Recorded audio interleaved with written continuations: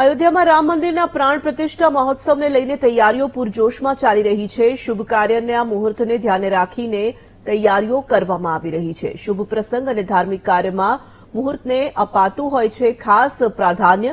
રામ મંદિર પ્રાણ પ્રતિષ્ઠા મહોત્સવને લઈને વિદ્વાનો પાસે મુહૂર્ત માટે અભિપ્રાય મંગાવ્યા હતા। દેશભરમાંથી 8 થી 10 જેટલા વિદ્વાનો પાસેથી અભિપ્રાય મંગાવવામાં આવ્યા હતા। 8 થી 10 વિદ્વાનોમાં ગુજરાતના 21 વર્ષીય વિશ્વ વોરાનો પણ સમાવેશ થાય છે। વિશ્વ વોરા સાબરમતી હેમચંદ્રાચાર્ય ગુરુકુળ ખાતે અભ્યાસ કરી ચૂક્યા છે। વિશ્વ વોરા જ્યોતિષી અને ગ્રંથો સહિત અનેક ક્ષેત્રમાં સિદ્ધિ મેળવી ચૂક્યા છે। વિશ્વ વોરાના અભ્યાસને ધ્યાને રાખીને તેમની પાસેથી પણ અભિપ્રાય માંગવામાં આવ્યો હતો। અન્ય વિદ્વાનો સાથે વિશ્વ વોરાનો પણ અભિપ્રાય એક સમાન હતો। મત મુજબ 22 જાન્યુઆરીએ 12:22 નું મુહૂર્ત નક્કી કરવામાં આવ્યું છે। માત્ર 88 સેકન્ડનું મુહૂર્ત નક્કી કરાયું હોવાની વાત સામે આવી રહી છે। આ મુહૂર્તમાં વશિષ્ઠ મહાઋષિએ ભરત મહારાજાને રામ રાજ્ય અભિષેક કરાવ્યો હોવાની પણ વાત છે। આ મુહૂર્તમાં ઇન્દ્ર તેમની ગાદી પર વિરાજમાન થયાની પણ વાત સામે આવી છે। કોઈ પણ પ્રસંગ હોય કે ધાર્મિક વિધિ હોય ત્યારે મુહૂર્ત ખાસ જોવામાં આવતું હોય છે અને તેમાં પણ રામ મંદિરની પ્રતિષ્ઠાની વાત હોય ત્યારે તો આ મુહૂર્ત ખાસ ભાગ ભજવતું હોય છે। અને આ જ મુહૂર્તને લઈને અલગ અલગ લોકો પાસેથી એક અભિપ્રાય માંગવામાં આવ્યા હતા, જેમાં ગુજરાતના એક યુવા જ્યોતિષી જે છે તેની પાસેથી પણ અભિપ્રાય માંગવામાં આવ્યો હતો। તે જ્યોતિષી જે વિશ્વ વોરા તે આપણી સાથે છે, તેમની સાથે વાત કરીશું। આપનો પણ એક અભિપ્રાય, એક ગુજરાતનું યોગદાન આ રામ મંદિર પ્રતિષ્ઠાને લઈને કઈ રીતે? જી, જ્યારે આ ઐતિહાસિક પ્રસંગ ભારતની ધન્ય ધરા પર રચાવા જઈ રહ્યો છે, અયોધ્યાની અંદર રામલલ્લાની ગર્ભગૃહમાં પ્રાણ પ્રતિષ્ઠા, તો ત્યારે આ કાર્યને અંતર્ગત જ્યોતિષના ઘણા બધા અંગો એ સંવિધાનિત રીતે જોડાતા હોય છે। તો એ અષ્ટાંગની અંદર મુહૂર્ત પણ એક એનું અવિભાજ્ય અંગ છે। મુહૂર્ત એટલે કે કાલ શુભ ક્રિયા યોગ્ય મુહૂર્ત ઇતિ ઉચ્યતે, એક એવો સરસ સમય કે જે સારા કાર્ય કરવા માટે યોગ્ય સુયોગ્ય હોય એને મુહૂર્ત કહેવાય છે।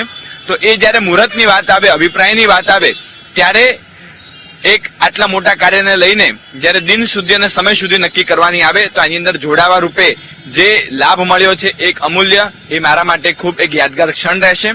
અને આ દિન સુધી સમય સુધીની વાત કરવામાં આવે તો 22 જાન્યુઆરી જ મુહૂર્ત કેમ, તો ત્યારે ઘણા બધા વર્ષો પછી એક આવો સૂક્ષ્મ, નિર્દોષ અને શ્રેષ્ઠ દિવસ આવી રહ્યો છે, જેની અંદર ખૂબ જ ઉત્તમ ગ્રહ વ્યવસ્થા અને ગ્રહ સ્થિતિ રચાઈ રહી છે। કહેવાય છે કે જ્યારે વશિષ્ઠ મહાઋષિએ ભરત મહારાજાને રામ રાજ્ય અભિષેક માટેનું મુહૂર્ત આપ્યું કે પછી ઇન્દ્ર મહારાજા પોતે પોતાના ઇન્દ્રાસન ઉપર બિરાજમાન થયા, એ સમયે જે ગોચર ગ્રહ સ્થિતિ હતી તેવી જ કંઈક સામ્યતા ધરાવતી આ ગ્રહ સ્થિતિ બની રહી છે 22 જાન્યુઆરી 2024ના દિવસે। અને તેના પંચાંગની શુદ્ધિ એટલે કે તિથિ વાર નક્ષત્ર યોગ કરણ એટલે 12 સોમવાર મૃગશીર્ષ નક્ષત્ર ઇન્દ્ર યોગ અને મેષ રાશિનો ખૂબ જ નૈમિતિક શુભ સંયોગ બની રહ્યો છે। અને એ સમય જ્યારે શુભ સમયની ચર્ચા કરીએ તો તે પણ ખૂબ અગત્યનો અને જરૂરી ભાગ ભજવતો એક અંગ છે। સારા દિવસ પછી સારો સમય ખૂબ મૂલ્ય ધરાવતો હોય છે, તો એની અંદર અભિજીત નામનું મુહૂર્ત લેવામાં આવ્યું છે। અભિજીત મુહૂર્ત એટલે કે સૂર્યોદયથી સૂર્યાસ્તના દિનમાનના 15 ભાગ કરતા જે 8મો ભાગ આવે, અષ્ટમ શુભ વર્ગ, એને અભિજીત મુહૂર્ત કહેવામાં આવે છે। અને તે અભિજીત મુહૂર્ત લેવામાં આવ્યું છે, એની અંદર 12:22 થી 12:33 નો સૂક્ષ્મ સમય જે મેષ લગ્ન અને વૃશ્ચિક નવમાંશ અંતર્ગત લેવામાં આવ્યો છે। કેટલા લોકો પાસેથી અભિપ્રાય માંગવામાં આવ્યા હતા, એમાંથી તમારો અભિપ્રાય ગ્રાહ્ય રખાયો છે કે કઈ રીતે? મુખ્ય મુહૂર્ત કોનું પસંદ કરાયું છે એવી કોઈ માહિતી કઈ સામે આવી છે? કેટલા લોકો પાસે અભિપ્રાય? આમ મુખ્યત્વે આટલું નેશનલ અને મોટું કાર્ય હોય ત્યારે ઘણા બધા વિદ્વાનો, સંતો, મહંતો અને જ્યોતિષાચાર્યોની અંદર ગણના થતી હોય છે। તો આની અંદર સ્પેસિફિક કોઈકનો અભિપ્રાય જ ગ્રાહ્ય કરવામાં આવ્યો છે કે કોઈના આધારે જ મુહૂર્ત નક્કી કરવામાં આવ્યું છે એવી કાંઈ વાત નથી। મુખ્યત્વે વાત એમ છે કે જેટલા પણ આની અંદર જાણકાર લોકો છે કે જે જ્યોતિષના સંસ્કૃતના ગ્રંથોના આધારે ગહન અભ્યાસ અધ્યયન કરીને પોતાના ચર્ચા વિમર્શ ઉપર આવ્યા છે, તો તે વિમર્શ અને સંવાદના આધારે એક સામાન્ય દિવસ અને એનો સૂક્ષ્મ સમય નક્કી કરવામાં આવ્યો છે। કેટલા લોકો અંદાજિત કદાચ કહી શકાય તો ઓલ ઓવર ઇન્ડિયામાંથી 8 થી 10 મહાનુભાવો, સંતો અને આચાર્યો હશે। 8 થી 10 માંથી એક 21 વર્ષીય વિશ્વ વોરા જે ગુજરાતના, એનો અભિપ્રાય ખૂબ મહત્વનું કહી શકાય, ગુજરાતનું યોગદાન અને આટલી ઉંમરે આટલી મોટી સિદ્ધિ, આ ઐતિહાસિક એક પડ રચાવ જે છે તેમાં ભાગ એક મળ્યો છે। શું અનુભવ, શું તમે અહીંયા અનુભવ્યું? ગુજરાત માટે અને મારા માટે અને બહુ જ ગર્વની અને ખૂબ જ એક આનંદની ક્ષણ છે કે આ ધન્ય ધરાવ પર આ ધન્યતમ પ્રતિષ્ઠાનો એક નાનો એવો અંશ ભાગ અભિપ્રાય રૂપે પણ આપણને મળ્યો છે. કારણ કે આ જ્ઞાનનું મૂલ્ય છે અને આ સંસ્કૃત અને સંસ્કૃતિનું મૂલ્ય છે. કારણ કે મારો અભ્યાસ સાબરમતી સ્થિત હેમચંદ્રાચાર્ય ગુરુકુલમમાં થયો છે અને 12 વર્ષના જ્યોતિષના અને જ્યોતિષ અષ્ટાંગના સંસ્કૃત ગ્રંથો દ્વારા અધ્યયન બાદ આ તારણ ઉપર આવી શક્યા છે, જેની અંદર બાલ તેજસ્વી રત્ન, બાલશ્રી, બાલ જ્યોતિષ વિશારદ, જ્યોતિષ રત્ન ઇત્યાદિ ડિગ્રીઓ પણ પ્રાપ્ત થઈ છે. અને આ અધ્યયનના આધારે જયારે આ કુંડલી અને સમય નક્કી કરવા માટે સંતો મહંતો આગળ વધ્યા અને આ દિવસ નેશનલી નક્કી થયો ત્યારે એની પ્રતિષ્ઠાની અંદર રાજાઓ, રાજગુરુઓ તરીકે પણ મોદી સાહેબ વગેરે ઘણા બધા મહાનુભાવો હાજર રહેવાના છે. અને એ કુંડલીમાં જે કાર્ય થશે એ કાર્યની અસર સમગ્ર ભારત ઉપર, ભારતીય સંસ્કૃતિ ઉપર અને સનાતન ધર્મ ઉપર ખૂબ જ ઉમદા અને સચોટ અસરકારક રહેશે. મુલાકાતો પણ થયેલી છે ત્યાં વડાપ્રધાન સાથે પણ, એ આ બાબતે જ કે કઈ બાબતે? જી, આ બાબતે પણ મુલાકાત થઈ છે. એ સિવાય સાબરમતી ગુરુકુલમ બાબતે પણ મુલાકાત થઈ છે. મેક ઇન ઇન્ડિયાના લોગો માટે કરીને પણ મુલાકાત થઈ છે. અને અધ્યયન જે ગુરુકુલમમાં થયું તો ગુરુકુલમની અંદર પણ ઘણા બધા સંતો, મહંતો, શંકરાચાર્યોની પધરામણી થઈ છે.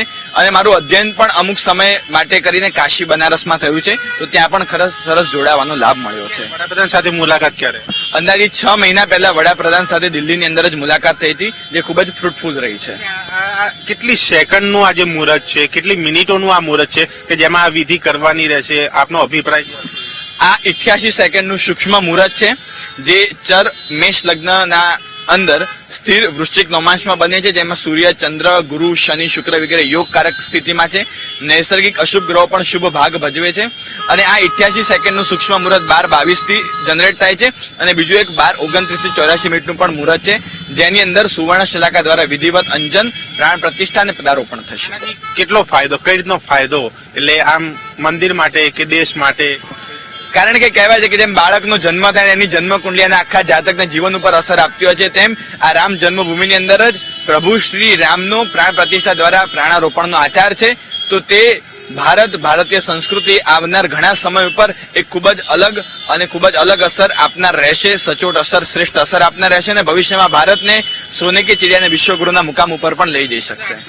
એક પ્રશ્ન આપને એ પણ પૂછીશ કે મંદિર નિર્માણ અત્યારે લગભગ પૂર્ણ નથી થયું. માત્ર પહેલો જે ગ્રાઉન્ડ ફ્લોર કહેવાય કે જે મુખ્ય જે અંદર પરિસર જે છે એ જ હજુ બન્યું છે, ત્યાં તમામ વિધિ થવાની છે. તો આ અધૂરા મંદિરે પણ આ પ્રકારની પૂજા, આ પ્રકારની પ્રાણ પ્રતિષ્ઠા આ એક થઈ શકે ખરા? જી, આના માટે હું આપને 2 પોઈન્ટ શેર કરવા માંગીશ કે એમ કહેવાય છે કે જેમ નિરોગી શરીર મળવું અઘરું છે, એમ નિર્દોષ મુહૂર્ત મળવું અઘરું છે. આ 22 જાન્યુઆરીનું ખૂબ જ દુર્લભ ને નિર્દોષ મુહૂર્ત છે. એનાથી એને ગ્રાહ્ય કરવામાં આવ્યું છે ઘણા બધા સંતો મહંતોની એક પરવાનગી થકી. અને સાથે સાથે બીજી વિચારણા કરીએ તો જેમ આપણે પ્રેક્ટિકલ લાઈફની અંદર ઘર તૈયાર થતું હોય, ભલે થોડું બાકી હોય પરંતુ સારું મુહૂર્ત મળતું હોય તો આપણે ઘડો માટલી મૂકતા હોઈએ છીએ અને પછી ગૃહ પ્રવેશ કરતા હોઈએ છીએ. તેમાં સારા મુહૂર્તને ધ્યાનમાં રાખીને અનુકૂળ સંયોગો રચાતા આ મુહૂર્ત થશે, પણ ત્યારબાદ પણ મંદિરની કામગીરી શરૂ રહેશે. વિશ્વાવરા જ્યોતિષ કે જેમણે અહીંયા ગુજરાતમાંથી એક ભાગ આપ્યો છે આ રામ મંદિરની પ્રાણ પ્રતિષ્ઠાને લઈને, જે મુહૂર્ત જોવામાં એક પોતાનો અભિપ્રાય આપ્યો છે. કારણ કે એક મોટી ઐતિહાસિક જયારે ઘડી રચાવા જઈ રહી છે ત્યારે અલગ અલગ લોકો પાસે, અલગ અલગ વિદ્વાનો પાસે આજે અભિપ્રાય માંગવામાં આવતો, ત્યારે આ ગુજરાતના આ યુવા જ્યોતિષની પસંદગી કરવામાં આવતી, જે તેના અભ્યાસને ધ્યાને રાખીને પસંદગી કરવામાં આવતી. અને વડાપ્રધાન અને અન્ય મુલાકાત બાદ જે છે આ તેનો અભિપ્રાય જે છે આપવામાં આવે છે. ક્યાંક આ અભિપ્રાયને સંલગ્ન આ મુહૂર્ત જયારે જાહેર થયું છે ત્યારે આ ગુજરાતનું મોટું યોગદાન માનવામાં આવી રહ્યું છે અને તે જ પ્રમાણે આ પ્રાણ પ્રતિષ્ઠાની વિધિ જે છે તે પણ અહીંયા કરવામાં આવશે. કેમેરામેન પ્રવીણ સાથે દર્શન રાવલ, VTV ન્યૂઝ, ગાંધીનગર.